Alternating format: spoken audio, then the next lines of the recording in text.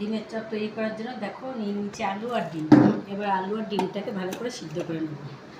ডিমের চপ তৈরি করার জন্য আলুগুলোকে সিদ্ধ করে নিয়েছি। এবার ডিমগুলোকে সেদ্ধ করে নেব ভালো করে।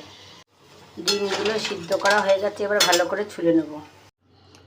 ডিমের চপ তৈরি করার জন্য আলু সেদ্ধ করে নিয়েছি, ডিমটা সেদ্ধ করে কেটে নিয়েছি, আর এখানে পেঁয়াজ কুচি, এখানে বাদাম, আর এখানে সব রকম আদা, রসুন, পেঁয়াজ, কাঁচা লঙ্কা, চিনি সব একসাথে নিয়ে নিয়েছি। এবার পুরটাকে তৈরি করব।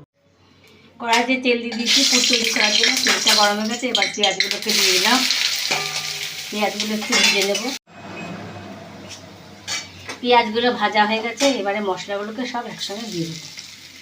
দিয়ে ভালো করে মশলাটাকে, আলুটা দেওয়া হলে এবার আলুটাকে দিয়ে দেবো। দিয়ে ভালো করে পুরটাকে তৈরি করে নেব। পুরটা তৈরি করা হয়ে গেছে, এবার একটা একটা করে তৈরি করবো।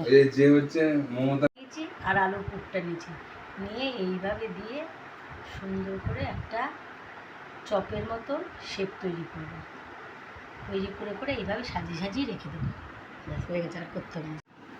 এবার ডিমের চপটাকে এইভাবে বিস্কুটের গুঁড়োর মধ্যে দিয়ে, তারপরে ডিমের গুলিতে একবার দিয়ে, ফের আবার বিস্কুটের গুঁড়ো ভালো করে লাগিয়ে নেব।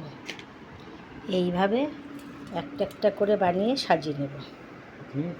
চপগুলো তৈরি করা হয়ে গেছে, এবার একটা একটা করে ভাজবো। এটা গরম হয়ে গেছে, এবার একটা একটা করে আমি আস্তে আস্তে ছেড়ে দেব। চপগুলো ভাজার সময় আগুনটা একটু কমিয়ে দেবো, কারণ আস্তে আস্তে করলে ভাজাটা ভালো হবে। দেখো সব ডিমের চপগুলো আমার ভাজা হয়ে গেছে, এবারে গরম গরম খাবো।